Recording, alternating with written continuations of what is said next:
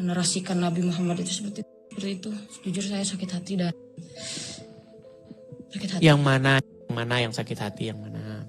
Resti, coba gini Resti, kasih tunjuk dulu yang mana tadi yang buat kamu sakit hati, biar kita cek kebenarannya, coba. Yang itu istri-istri, masalah istri-istri Nabi Muhammad itu. Yang istri-istri Muhammad mau diceraikan? Bukan. Yang mana? Yang Abu Bakar sama Umar mau mencekik putri-putrinya? Enggak, saya nggak mau menyebutkan. Lu yang mana? Bilang saja kamu bingung. Saya minta kamu jujur. Sebutkan satu orang pria di bawah kolong langit ini yang sanggup menggilir 11 perempuan sekaligus. Sebutkan siapa? Sebenarnya sangat sedih hati saya ya, ketika ada sebuah survei terhadap bangsa-bangsa. Prihatin dan sangat miris bahwa bangsa kita Indonesia itu masuk kepada kategori-kategori IQ, ya ras yang IQ-nya rendah seperti gorila. Ternyata setelah saya selidiki secara mendalam, ternyata saudara-saudara mereka adalah kaum muslimin wal muslimat. Kamu bilang kurios kami, kalau sampai sekarang Yesus tidak bangkit, maka betul kata kamu, kurios kami mayat sampai sekarang. Tapi kurios kami sudah bangkit. Gimana? Sedangkan kuriosmu, robmu sampai sekarang di kuburan. Nih, apa cuma satu orang yang mengakui muslim mengakui Muhammad itu robnya? Banyak muslim. Muslim yang berilmu justru yang mengakui Muhammad itu robnya. Perhatikan. Perhatikan lagi, biar kalian gak bosan-bosan nih. Selanjutnya, dia menantang saya untuk mengatakan kepada seluruh umat muslim bahwa Nabi Muhammad adalah Rob. Wahai umat muslim, percayalah bahwa Nabi Muhammad itu adalah Rob kita. Percayalah bahwa Nabi Muhammad adalah Rob kita. Tuh, percayalah bahwa Muhammad itu Robmu. Robmu sampai sekarang masih di kuburan. Nekat yang nyata kamu mengatakan bahwa kurios kami sampai sekarang masih mayat. Ya, Restiani, selamat malam. Restiani? Ya. Ya, gimana kabar Restiani? Alhamdulillah baik.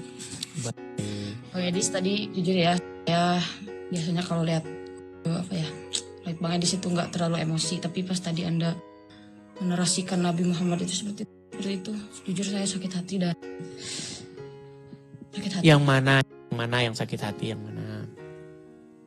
Gak perlu saya jelasin lah tadi yang pas di situ pas sama Ma'ruf itu.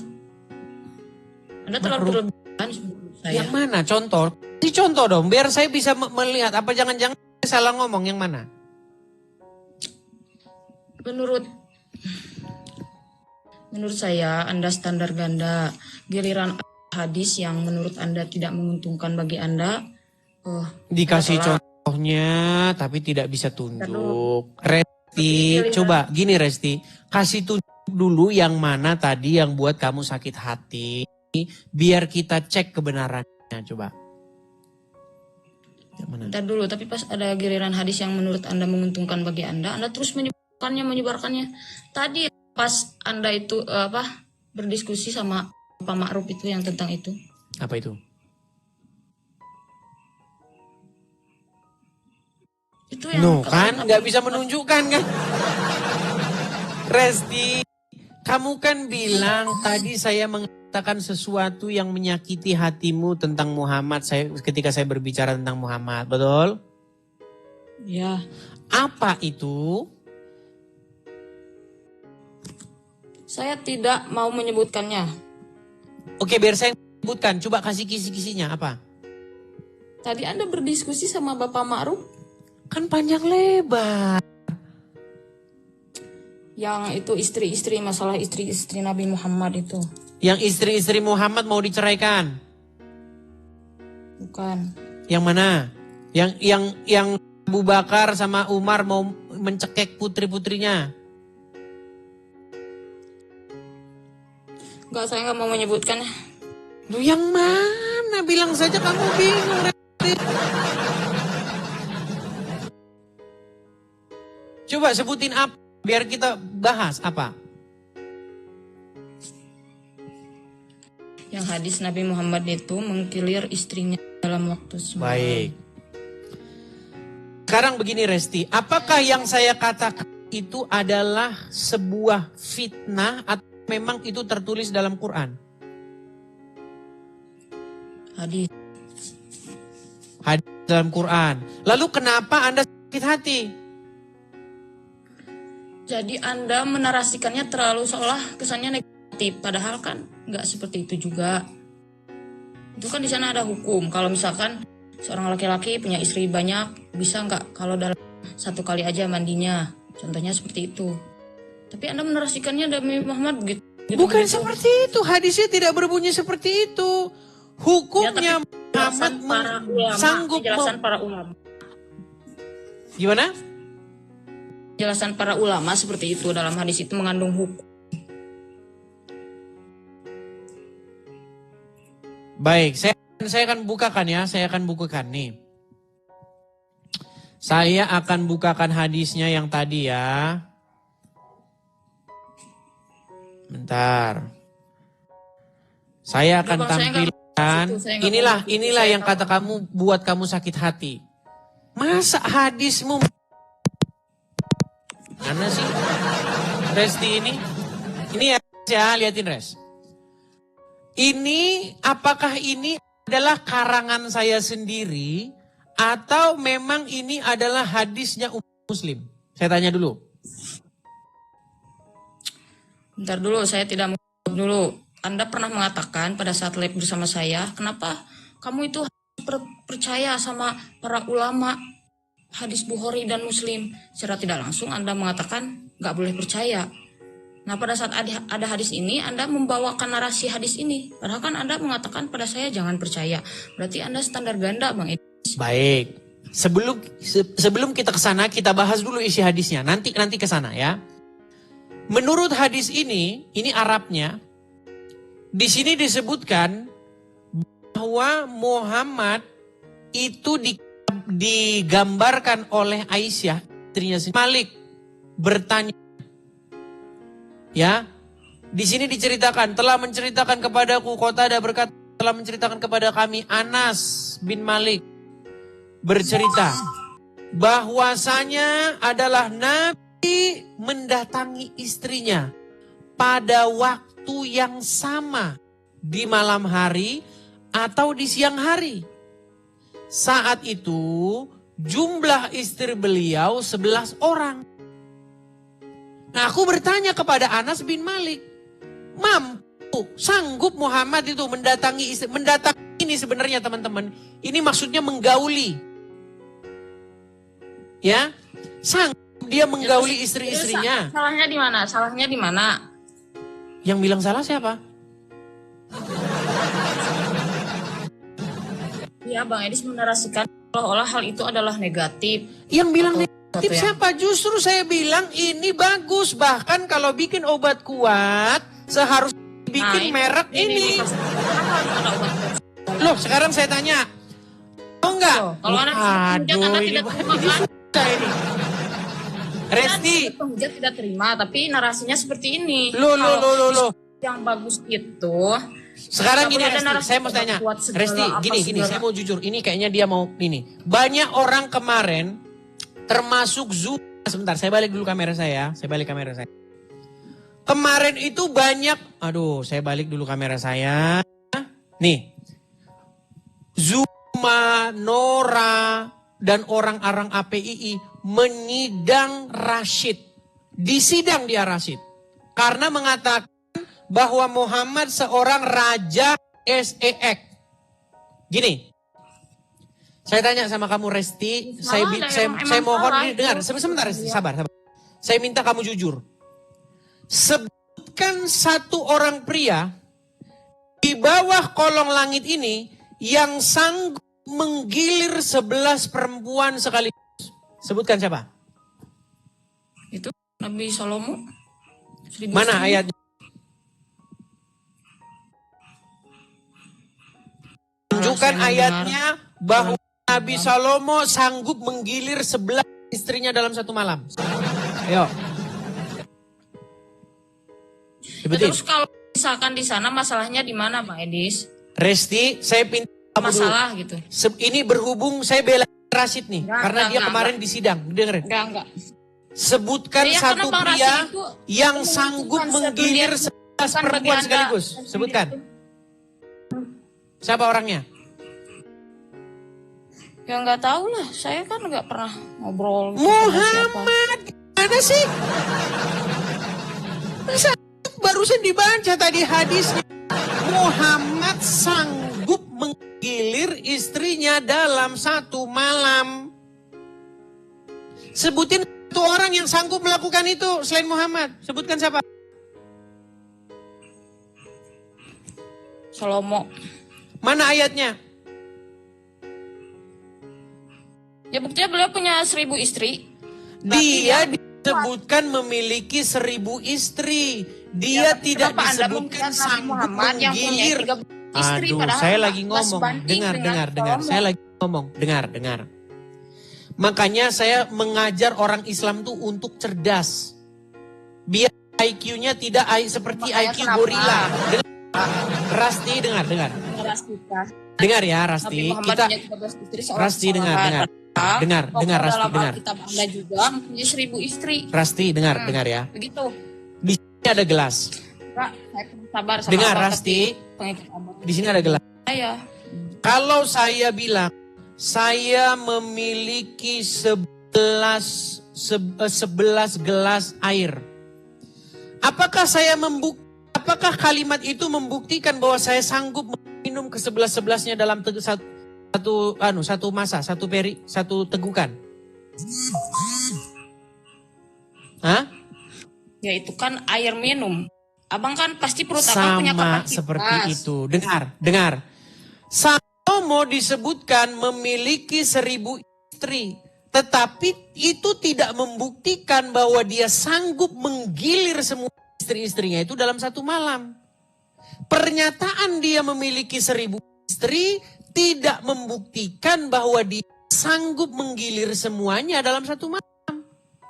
Begitu juga ketika ada orang katakan dia punya 11 hari ke 11 hari episode-nya itu di saat bersamaan. Makanya ini dipakai. Nah, sedangkan Muhammad dengar dulu. Sedangkan Muhammad disebutkan dia sanggup menggilir semua istrinya itu dalam satu malam. Betul? Tapi kan bukan bersamaan juga, bisa jadi waktunya beda. Bersama. Bisa jadi. Waduh, saya balikin kamera saya. Memang berat ini dia ini. Waduh. Nih. Biasanya wanita-wanita mencari pria-pria yang seperti ini. Kamu gimana sih? Rasti ini. Lihat nih. Perhatikan. Adalah Nabi. Lihat ke sini Rasti. Malu saya dengan Nabi saya gitu bilang. Kalau Iswa malam itu bukan berarti bersamaan, Bang Edis. Oke, saya bacakan. Jadi dari satu adalah Nabi, perhatikan, adalah Nabi mendatangi istrinya pada waktu yang sama. Dia mendatangi istrinya pada waktu yang bersamaan. Di malam hari ataupun di siang hari. Saat itu jumlah istri beliau 11 orang. Makanya ada pertanyaan. Sanggup Muhammad? Sanggup dia? Sanggup dia katanya. Sanggup. Beliau diberikan kekuatan setara 30 laki-laki. Bisa disebut bersamaan. Kalau nggak bersamaan kenapa ada kata-kata sanggup? Ini kata-kata sanggup ini apa ini? Kata-kata sanggup bentuk keheranan ini. Biasanya laki-laki itu apa? Kalau udah misalkan sekali begitu ya udah dia itu nggak sanggup lagi. Gak ada kekuatannya. Waduh. Terus kata-kata sanggup ini, apakah beliau mampu? Ini menunjukkan apa? Mengindikasikan apa ini?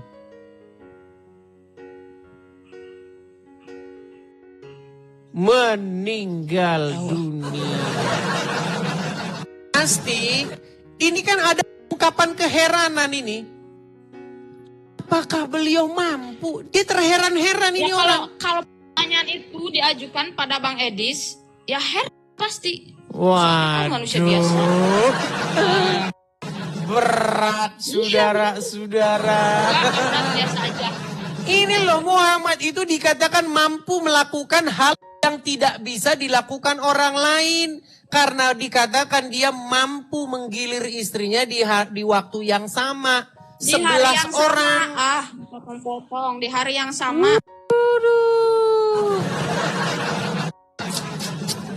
Kenapa Anda tidak bangga dengan Nabi Anda yang memiliki kekuatan setara 30 pria? Di mana masalahnya, Bang? Gak ada masalah menurut saya, biasa aja. Nah, kalau yang sanggup menggilir istrinya dalam waktu yang sama langsung 11 orang, siapa yang sanggup kayak Muhammad? Anda, Bang Edis, Anda jangan menarasikan waktu yang sama. Siapa yang sanggup seperti Muhammad? Beda. Siapa yang Jamnya sanggup? beda, bukan berarti tempatnya sama dong. Gimana sih? Oh, harinya sama nggak? Ada narasinya seperti itu. Oke, Ada harinya istilah sama narasi. nggak? Sepertinya kamarnya sama, jamnya Oke, sama. Misalnya kita jam taruhlah 12, kamarnya nggak semuanya sama. di- Kita taruhlah beda-beda kamar. Kamarnya Aisyah, kamarnya Hafsah, kamarnya ini ada 11 kamar, oke? Didatangi semua pada hari yang sama. Contoh, Senin semua, siang semua, malam semua, oke? Saya tanya, siapa yang sanggup seperti Muhammad? Siapa yang sanggup? Ya terus kalau misalkan nggak ada yang sanggup, apakah itu Nah, sebuah kalau nggak kesalahan ada yang medis? sanggup, layakkah Nah, Muhammad bukan dinobatkan kesalahan. sebagai Biasa seorang raja aja. seks? Nah, itu seperti Muhammad menghujat. Pertanyaan menghujat. Kan bertanya, apakah dia layak dinobatkan sebagai pria yang memiliki kekuatan seksual di atas rata-rata? Enggak. Biasa aja. Nah. Biasa aja lebay. Ini Biasa aja yang memang lebay. berat, saudara-saudara. Berat, biasa aja. Makanya saya bilang, ketika Rashid disidang, orang-orang yang menyidang Rashid itu tidak bisa membuktikan bahwa Rashid itu salah. Ya salah kan. Coba pertanyaan abang itu kan, apakah beliau itu raja seks? Dia jawab, ya gimana ya, salah lah. Oke, kalau begitu siapa orang yang sanggup mengalahkan Muhammad dalam urusan rajang? Saya yakin tokoh-tokoh di Alkitab Anda adalah... Siapa? Sebutin siapa? Logikanya gini, Nabi Muhammad punya istri 13. Solomon Ngeles punya aja istri kamu Rasti. Disuruh membuktikan. Udah gini aja. Gini. Rasti gini. Enggak, Gini, sebentar. Saya enggak maksud Harus menghujat, kamu karena ngomong gini, Nabi sebentar, juga Rasti. Kamu harus ngomong gini. dalam agama saya. Jadi ya udah, nggak biasa aja lah. Oke, baik. Seharusnya kamu mengucapkan kata-kata ini. Wahai Edis TV, kami tidak sanggup. Adalah demo bersilit-silit. Pasang poster, penjarakan Edis TV.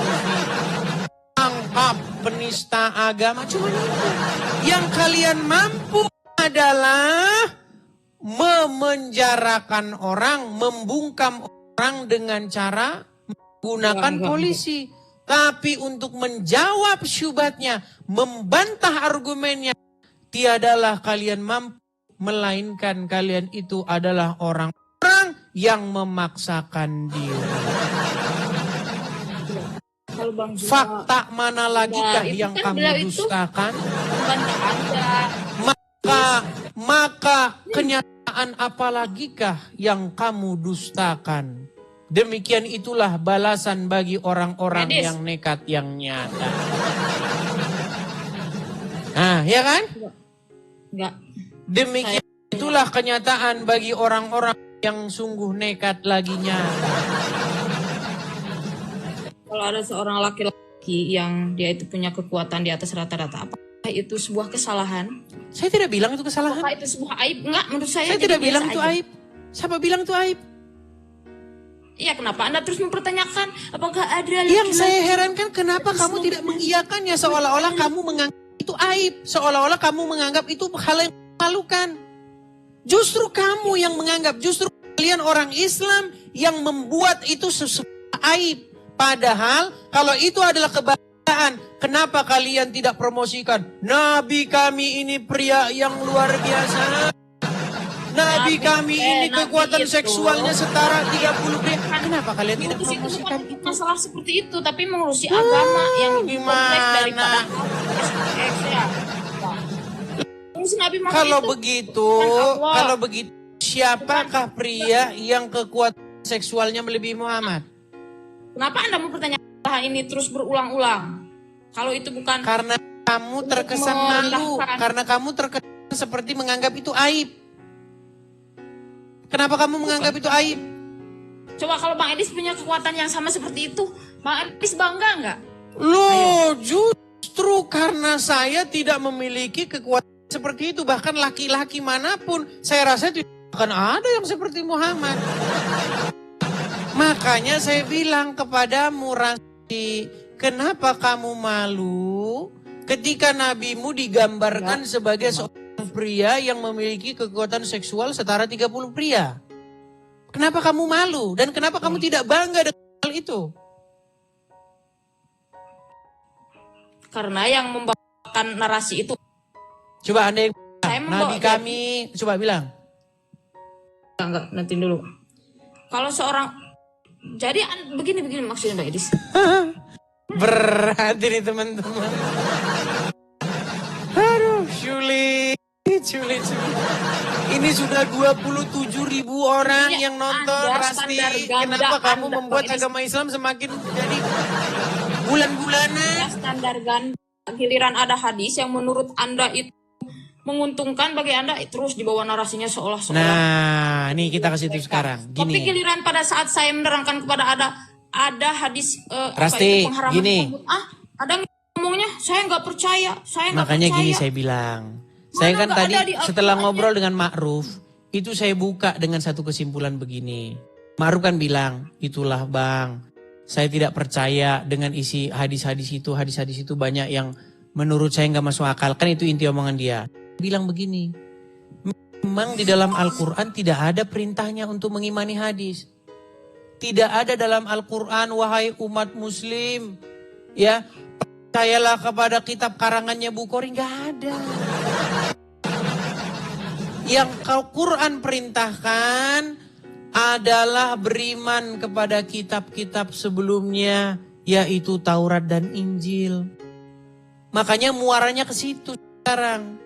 Makanya kalau kamu sudah malu ketika kamu baca hadis, kamu lihat di situ Muhammad digambarkan sebagai seorang yang sedemikian rupa yang kamu malu mengakuinya, maka buanglah kitab-kitab itu segera. Tapi banyak hadis tentang akhlak Nabi Muhammad, kenapa Anda tidak membawakan narasi itu? Akhlak Nabi Muhammad yang baik banyak. Sekarang saya tanya, adakah di dalam Quran diperintahkan untuk beriman kepada kitab-kitab itu? Ada, wa ma unzila min qablik. Mana ayatnya? Berimanlah kamu kepada kitab Bukhari, mana? Oh, maksud begini. Begini.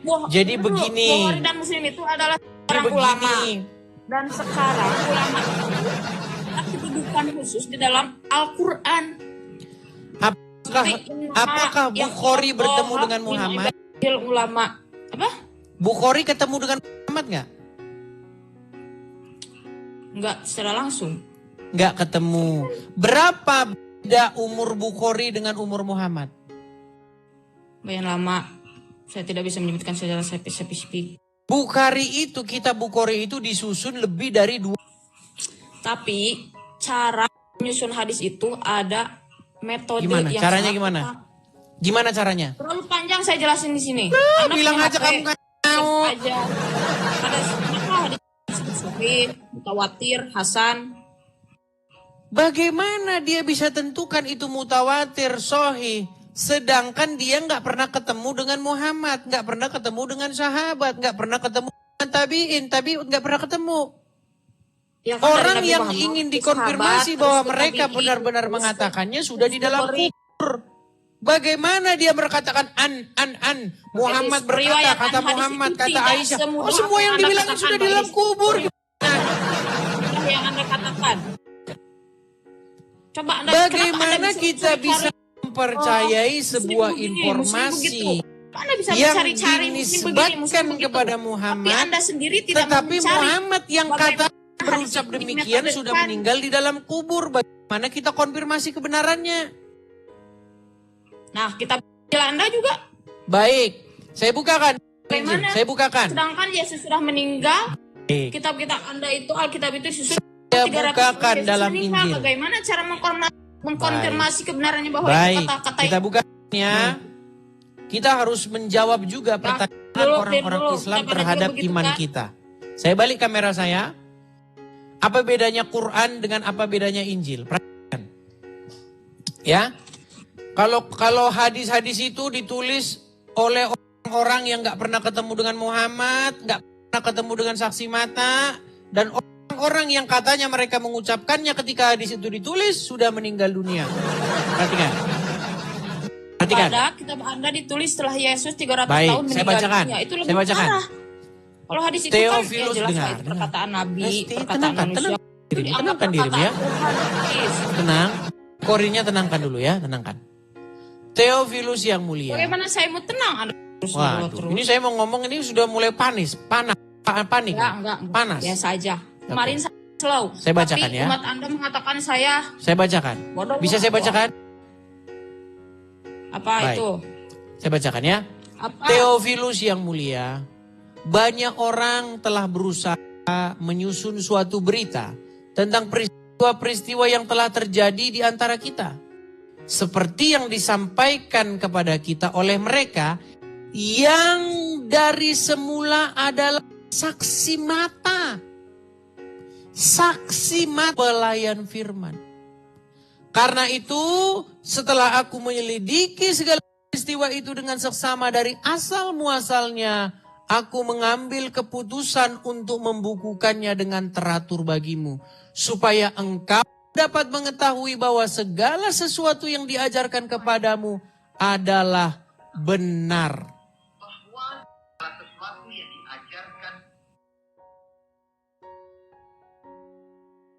Tidur, Bible dijadikan obat tidur. Tuh ada Bible audio, silakan kalian download. Itu sudah selesai panunya, projectnya itu 2015 sudah kelar tuh. Dari perjanjian lama kejadian. Digarap ada Bible MP3, silakan kalian kalau mau download. Ya, nih. Jelas dari para saksi mata.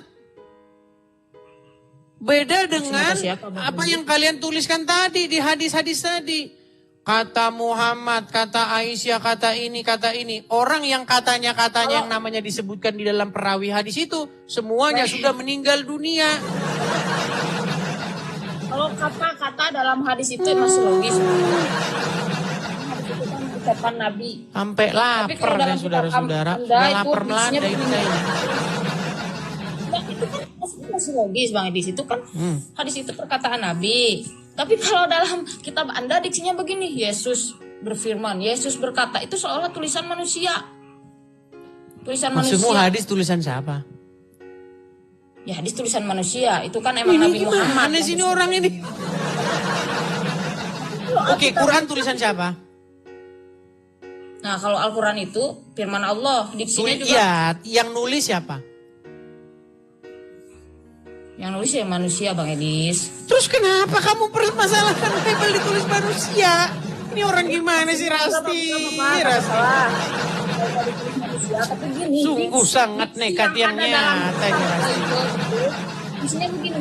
Yesus berfirman, anu gitu. Yesus Iya, berfirman. tapi gini loh Rasti, kamu ini gimana ya? Gemesin gitu loh.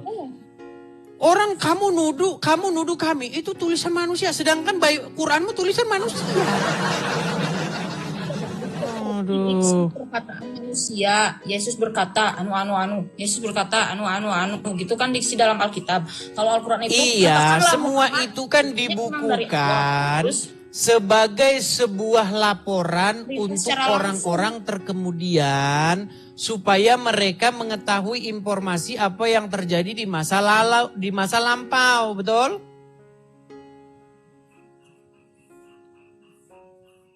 Ya, betul aja. Iya. Dan gini Rasti, Tapi tahu nggak kamu bisa nggak apa jelasin bedanya kita? Kenapa dalam Alkitab diksinya seperti itu? Yesus berkata, enggak begini. Terus Katakanlah mau kamu wahai seperti apa? Maunya begini, kalau dalam Al-Quran katakanlah Muhammad, anggaplah Yesus itu utusan. Kan Yesus itu kan kata Anda utusan kemarin. Di selain Tuhan, di selain utusan, saya juga bingung. Maksudnya disuruh mengatakan. Iya, kata Anda kemarin Yesus Ya, itu di selain gini. Tuhan. Begini. Anda mengatakan Ya. begitu. Kalau kita baca Bible, Yesus itu adalah sang firman itu sendiri, firman yang menjadi manusia. Jadi di dalam Bible, firman itu nuzul menjadi manusia.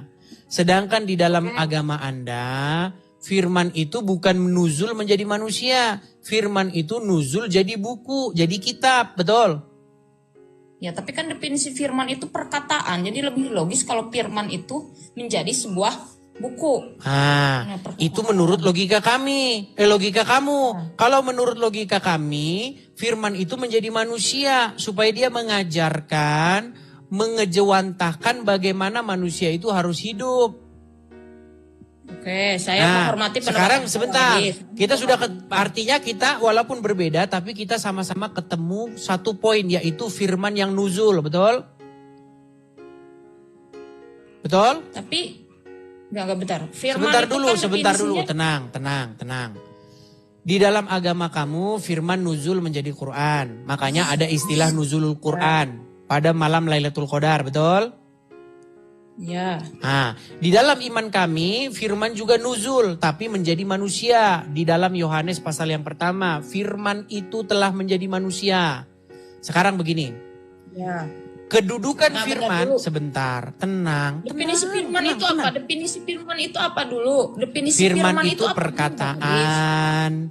Firman kan? itu perkataan itu lebih logis kalau menjadi sebuah buku. Oke, baik. Tadi kan saya belum selesai tuh. Firman itu bukan hanya sekedar perkataan, tapi logos. Logos itu maksudnya logika, kehendak, ya kan? Perkataan. Perkataan itu kan sebenarnya sebuah logika. Ya kan? Makanya kita ngomong itu karena kita punya logika. Makanya kalau orang udah kepalanya udah konslet, dia nggak bisa ngomong lagi. Nah, karena kita punya logika, maka logika kita itu kita Kamu ngomong, saya ngomong. Dengar. Gini, kita jangan debat kusir di situ. Kita bicara begini. Kedudukan firman atau kedudukan firman Allah lah di dalam agama Islam itu adalah sesuatu yang kamu harus patuh, takluk, tunduk kepadanya, betul? Iya, karena itu firman Allah. Oke. Firman Allah itu mengejawantahkan bagaimana Allah itu. Benar atau tidak? Mengejawantah kan maksudnya apa? Coba. Gini. Diperjelas lagi. Gini. Kata-kata kamu, perkataan kamu, itu adalah mengejawantahkan diri kamu. Benar atau salah? Bentar dulu. Mewujudkan, pelaksanaan, memanifestikan. Ya. Perkataan kamu adalah. Bisa betul atau salah. Karena saya nggak tahu pertanyaan Bang Idis ke depannya bagaimana. Iya.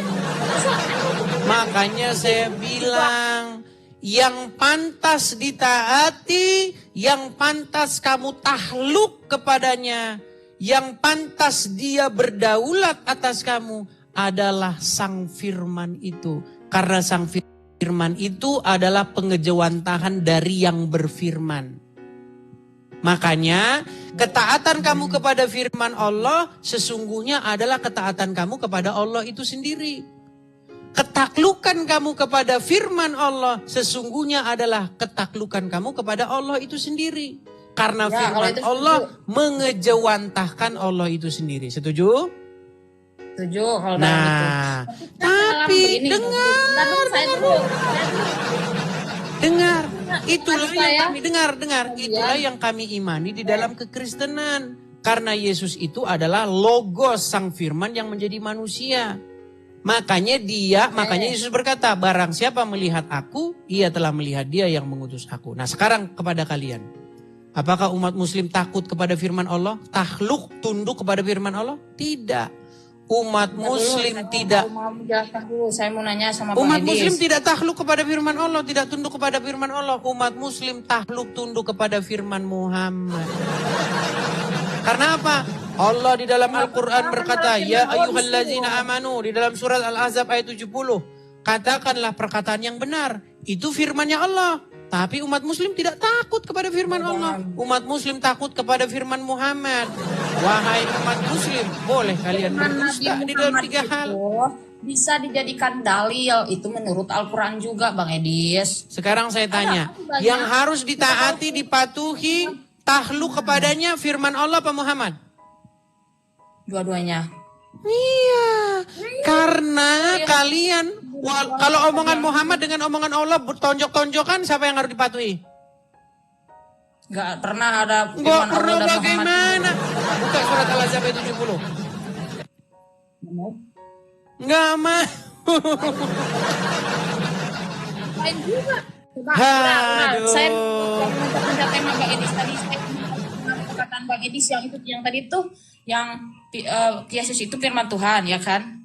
Kalau di Islam firman itu berubah menjadi kata-kata. Kalau itu berubah Jadi menjadi buku. manusia gitu. Duzul jadi buku, Ya, jadi kitab. menjadi buku. Kalau di Kristen itu menjadi manusia. Ya Ya. kan? Ya. Oke, saya bisa menerima penjelasan Bang Edis. Kalau misalkan Yesus itu tidak dianggap Tuhan, kenapa dia itu firman tapi dianggap Tuhan? Kalau di Islam kan Al-Quran Dianggap ya, Tuhan bukan tuh apa Tuhan, maksudnya bukan dianggap Tuhan? Apa maksudnya dianggap Tuhan? Maksudnya dianggap Yesus itu Bapa di sorga gitu? Bukan, kata Bang Edis kan Yesus, Bapa di sorga dan Roh Kudus itu satu kan? Satu kesatuan. Iya, satu, tetapi bukan berarti Yesus itu adalah Bapa itu sendiri. Makanya saya penasaran ketika kamu mengatakan kenapa Yesus dianggap Tuhan? Apakah maksudmu dianggap Tuhan tuh Yesus dianggap adalah Bapa di sorga? Enggak, orang Kristen enggak mengimani itu. Tapi gimana konsepnya coba? Saya nggak ngerti. Nah, makanya saya sering bilang, Rasti, kata Tuhan itu nggak pernah ada di Quran, nggak pernah ada di Bible. Itu dulu yang harus kamu pahami. Kamu setuju nggak bahwa kata itu nggak ada di Quran, nggak ada di Bible? Kalau di Al-Quran sih ilahun.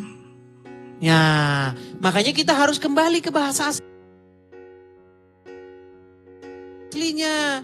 Kata Tuhan itu bahasa aslinya di dalam bahasa Arab itu adalah Rabb. Setuju?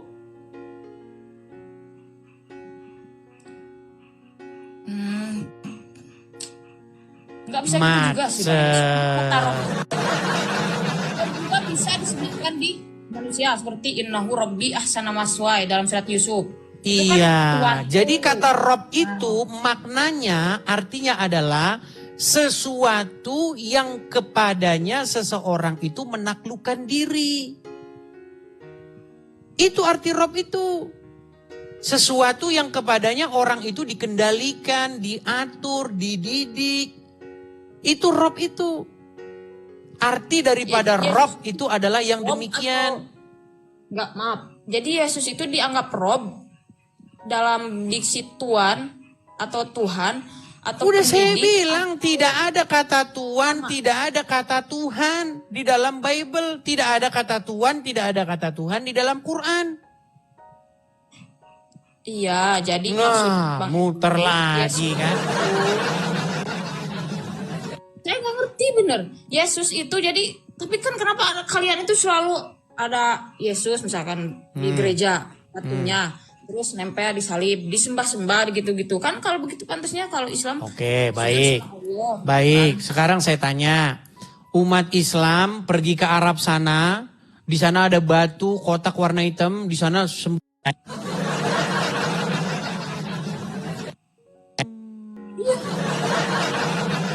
Oh jadi gambarnya gitu, jadi sama gambarnya seperti umat. Gini Muslim. Rasti, dengar. Saya buat satu umpama sama kamu ya, gini. Kalau ada sebuah sekumpulan orang, ya ada sekumpulan orang nih. Sebentar, saya cek dulu YouTube saya, kayaknya YouTube saya apa namanya, Oh enggak. Oke. Aman kok, aman. Kalau ada sekumpulan orang, mereka Ya. putar-putar pohon mangga. Ya. Lalu Saya paham sujud-sujud. Sudah kemana ini Anda? Dengar. Ada pohon mangga nih. Terus ada 10 orang muter-muterin pohon mangga itu. Begini. Kami nggak menyembah Ka'bah. Aduh, ini saya Itu nggak dengar disembah. dulu. Saya dengar. Konteksnya mana saya tahu. Dengar dulu, saya belum selesai Kami nggak menyembah Ka'bah ngomong. soalnya. Bukan dianggap Tuhan juga pernah. Ka'bah itu ada yang Gini, menjauh dengerin sahabat. saya belum ke Ka'bah Ka'bah. pernah ada di Saya atas belum ke Ka'bah. Ka'bah. Dengerin. Bisa. Ada orang muter-muterin pohon mangga. Muter-muter, sujud di depannya itu. Terus dia begini-begini sama pohon mangga, sujud-sujud sama pohon mangga. Dia cium-ciumin pohon mangga. Nggak bisa disamakan. Saya mau manusia tanya sama kamu. Enggak. Apakah yang mereka lakukan itu adalah ritual penyembahan pohon mangga?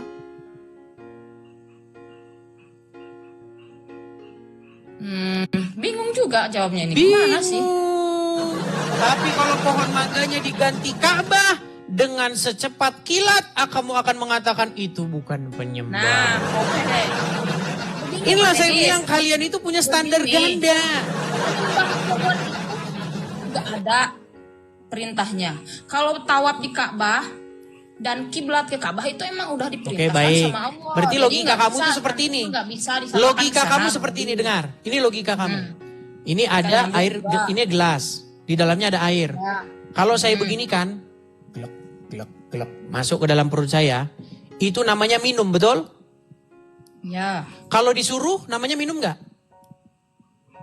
ya sama aja minum. Sama aja. Kalau disuruh perbuatan itu begini, tetap namanya minum. Mau disuruh, mau nggak disuruh, tetap namanya minum. Nah, kalau orang putar-putar pohon mangga, begini-begini sama pohon mangga, namanya nyembah pohon mangga. Kalau disuruh artinya nggak nyembah pohon mangga.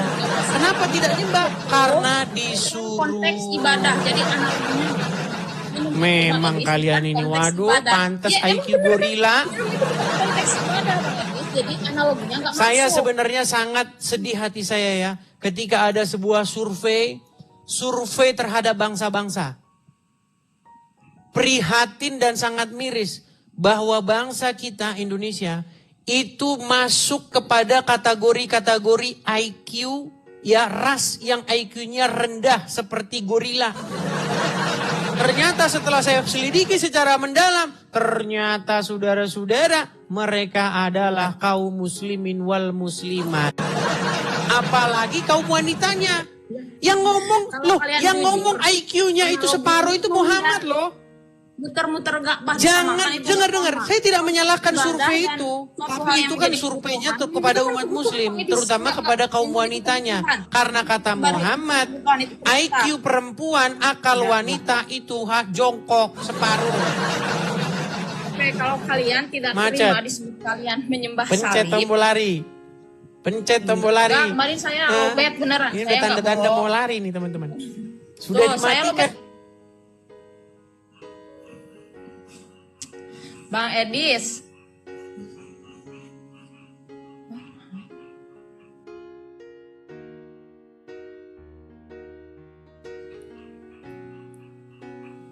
Karena dia tahu yang saya katakan itu adalah fakta. Kabur dia bentar lagi nih. Saya sudah sering teman-teman diskusi. Nah, untung dia nggak kabur nih. Resti, Saya kemarin nggak Sebentar, kabur. bener Saya- nggak? Sebentar, bener nggak akal wanita itu separuh? Kenapa Bang Edis minta saya lari? Bener nggak akal wanita separuh?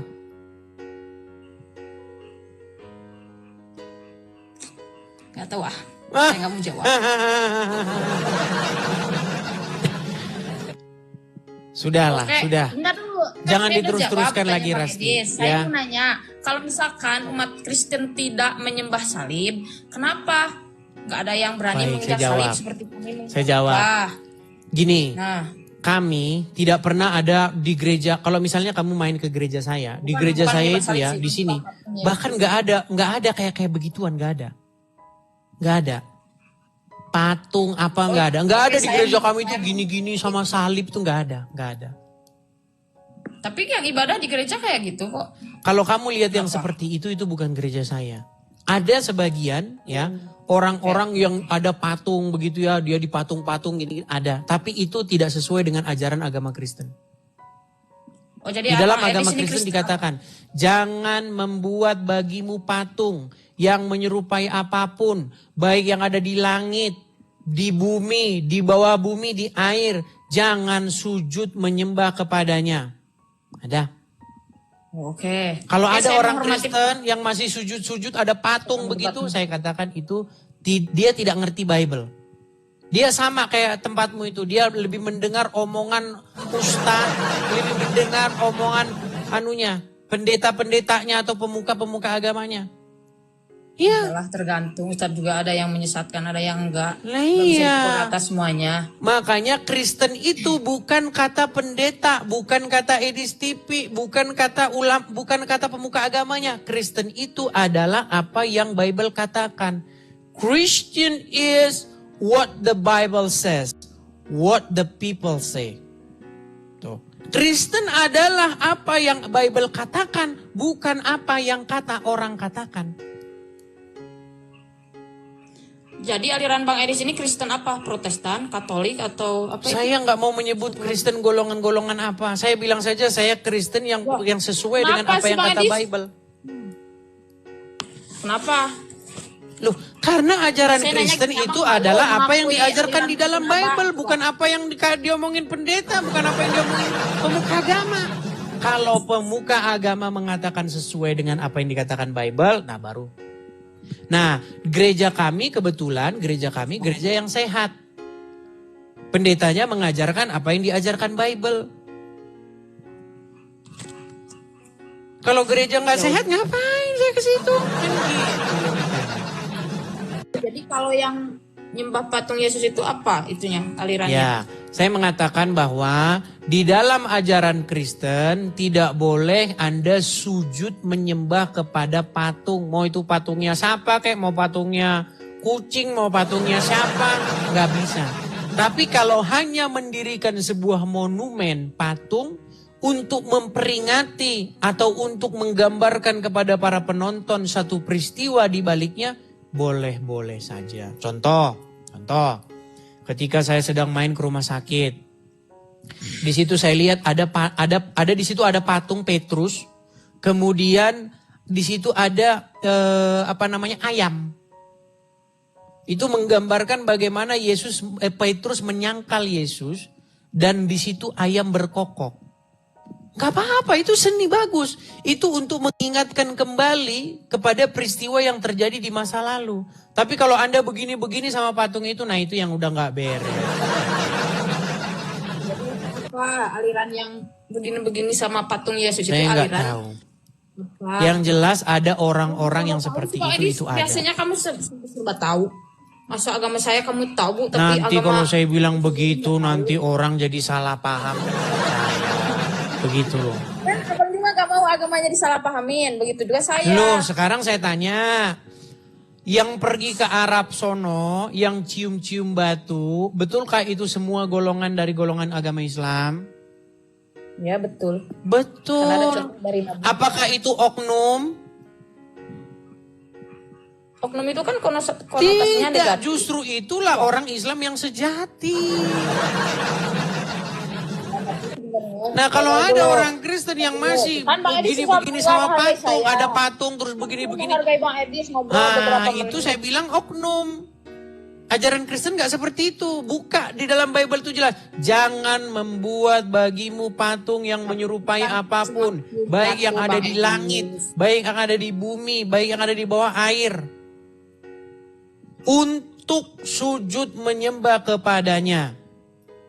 Jelas? Ya kan? Oke, jelas, gak apa-apa. Saya menghormati Mau pendapat apa lagi? Anda. Mau sampai jungkir balik pun, mau siapa yang ngomong juga nggak ada yang bisa bantah itu. Oke. Tapi gini ya, saya mau menjelaskan dulu masalah mencium hajar aswad. Pertama itu ada contoh dari Nabi. Dan kedua, mencium hajar aswad itu sebenarnya hukumnya sunat, nggak wajib. Tapi banyak umat muslim yang Apakah kadang hajar aswad bisa membahayakan mendatangkan dirinya. manfaat Itu atau sebenarnya mudarat? salah kaprah. Kaprah bukan cium tapi istilam. Istilam itu cukup dari jauh baik. gitu. Pertanyaan Dari saya, jauh. apakah berbuat demikian Salah kepada paham. hajar aswad itu bisa mendatangkan manfaat? Kalau dari logika ini, enggak, kalau dari logika. Tidak mendatangkan manfaat. Karena Umar bin Khattab sendiri pernah berkata dalam sebuah hadis, engkau adalah sebuah batu Enggak, belaka. bukan begitu. Gimana? Jika seandainya Nabi tidak mencium engkau, aku tidak akan melakukannya. Oke. Umar bin Khattab kan bergejolak tuh di dalam hatinya. Ya, makanya dia sampai ngomong, "Hei, kamu adalah sebuah batu belaka yang tidak dapat mendatangkan manfaat ataupun bahaya. Jikalau aku tidak melihat Rasulullah menciummu, maka aku tidak akan menciummu." Kata Umar bin Khattab, betul? Ya. Sekarang pertanyaan saya, berarti mencium batu itu adalah perbuatan yang sia-sia atau perbuatan yang mubazir. Karena apa? Karena batu itu tidak bisa mendatangkan manfaat ataupun bahaya, betul? Enggak, saya tidak bisa mengatakan betul dulu. Ini saya bilang ini sulit nih kalau ngomong. Itu namanya mubazir. Coba definisi mubazir apa? Mubazir itu sia-sia. Nggak ada manfaatnya, kegunaannya nggak ada. Harta, waktu atau energi secara tidak perlu dan Iya, tidak ada tidak perlu. dalam agama atau sosial, norma sosial dan budaya. Kan ini ada tuntutannya dalam agama, berarti nggak disebut mubazir, Bang Edis. Sebentar, saya tanya sama kamu. Nggak clearin dulu nggak? Nyiumin batu ada manfaatnya nggak? Nggak perlu saya jawab, kan udah tadi jawab. Aduh, Umar bin Khattab kan sudah bilang batu itu hanyalah batu saja, nggak bisa mendatangkan manfaat atau bahaya, betul? Iya, tapi nggak disebut mubazir juga. Kalau Umar bin Khattab mengatakan mubazir, iya. Tapi lihat tuh definisi mubazir. Pertanyaan saya gini, ketika kamu tidak bisa menunjukkan manfaatnya di saat itulah itu perbuatan mubazir. Contoh, saya kasih contoh nih. Ini gelas nih, gelas. Saya gini-giniin. Coba tunjukin manfaatnya apa? Nggak, sebutin manfaat tadi, perbuatan ini. Apa manfaat perbuatan ini? Coba, sebutin manfaatnya apa? Sebutkan. Oke, karena di sana tidak ada tuntutan dalam agama, jadi nggak ada manfaat. Aduh. Yang ditanya manfaatnya, Resti, manfaatnya apa? Manfaatnya kita dapat pahala, mencium hajar aswad itu Lu kita dapat kata pahala. Umar bin Khattab, mencium batu itu nggak ada manfaatnya. Aduh, memang sulit mereka ini teman-teman.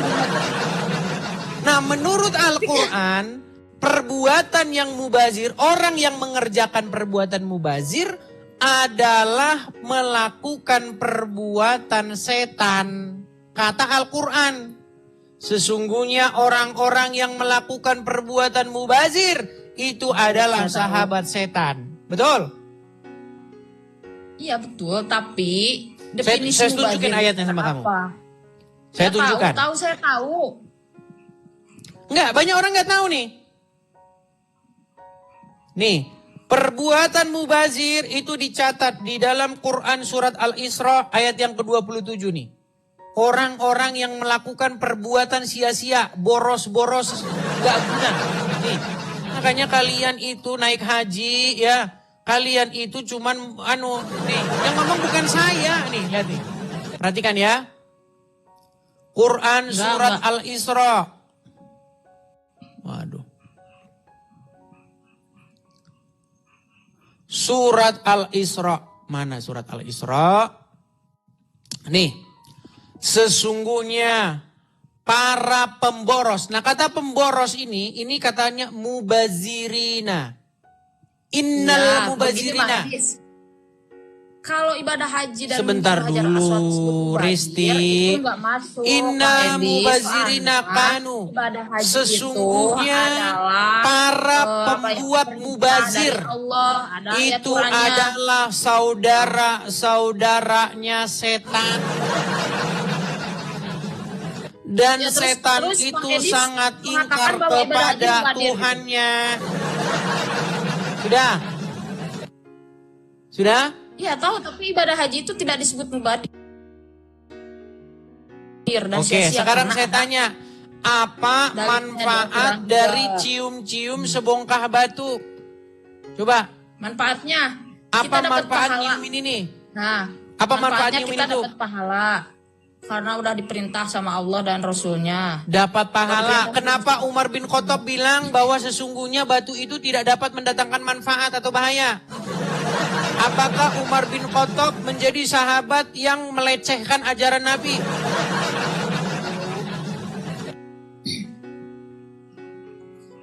Ayo.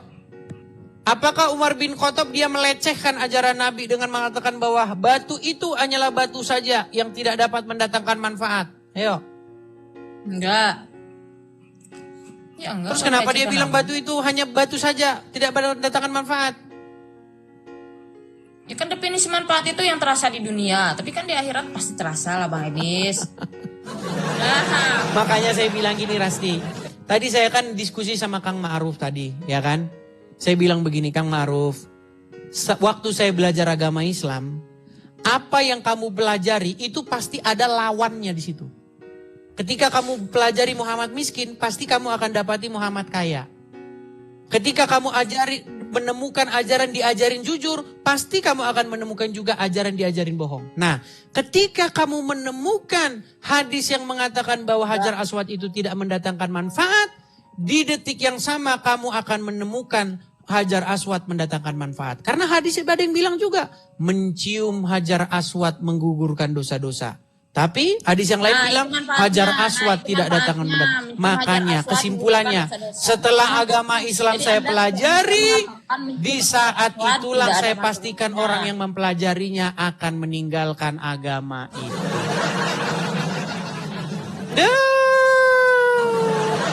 Dan kalian tidak akan bisa membantah saya. Yang kalian bisa lakukan adalah penjarakan. Penjarakan. Apa? Penista agama. Penista agama. Itu yang kalian bisa sanggup lakukan. Kalau membantah argumen saya, nehi. Tidak akan bisa. Tidak akan bisa. Coba, satu sisi bilang, Hajar Aswad tidak mendatangkan manfaat. Satu sisi bilang, mencium Hajar Aswad menghapus dosa-dosa. Satu sisi bilang, tempat mana saja kamu memandang wajah Allah, ada wajah Allah. Satu sisi bilang, palingkanlah wajahmu ke Masjidil Haram. Satu sisi bilang, sholat dimanapun sama saja. Satu sisi bilang, sholat di Masjid Nabawi, sholatnya pahala 1000 kali. Udahlah, makin kau pelajari agama Islam, makin dekat pintu gerbangnya untuk meninggalkan agama tersebut, Rasti. yang meninggalkan agama Islam itu dia yang nggak paham sama agama Islam. Masih menipu diri dia. Oke lah Rasti, ini sudah mau jam 11:30 malam. Sudah jam 11:30 gimana? Bisa kita lanjut lagi ya? Saya sudah menonton Bang Edis ini dari 2 minggu atau sebulan. Tapi saya nggak sama sekali nggak terpengaruh loh. Saya justru lihat Bang Edis itu. Karena itu kamu masih menipu diri, membohongi diri sendiri. Nggak apa-apa, gini. Memang tidak semudah membalik telapak tangan. Semakin kamu makin lama meninggalkannya, semakin nanti kamu meninggalkannya, maka saya pastikan kamu tidak akan kembali lagi kepada agama Islam. Iya. Kamu kan lama nih mau meninggalkan agama Islam. Nanti ketika kamu sudah meninggalkannya, maka kamu tidak akan lagi memalingkan wajahmu terhadap agama itu. Aman perkataan saya. Oke? Amat sih Bang Edis. Oke, begitu ya. Kita rehat dulu, besok kita sambung lagi, oke? Oke? Enggak, saya sebenarnya belum clear ini sebenarnya. Masalah mubadir. Aduh. Ya. Masalahnya saya sudah capek. Saya sudah berapa jam nih? Kamu kan baru datang. Saya sudah 4 jam lewat. Sudah mau 4,5 jam. Rehat dulu ya. Ya oke deh lah, terserah. Oke. Terima kasih Resti. Itu mau klarifikasi aja. Klarifikasi apanya? Orang kamu gak bisa jawab. Dari tadi bawa pelur kok gimana? Anda cacat logika, standar ganda, hadis yang menguntungkan Oke, bagi Anda besok kita dibawa. sambung lagi. Bagi Anda nggak dibawa. Oke ya. Sampai jumpa Risti. Selamat malam. Selamat beristirahat. Ya, itulah ya teman-teman ya diskusi kita malam hari ini.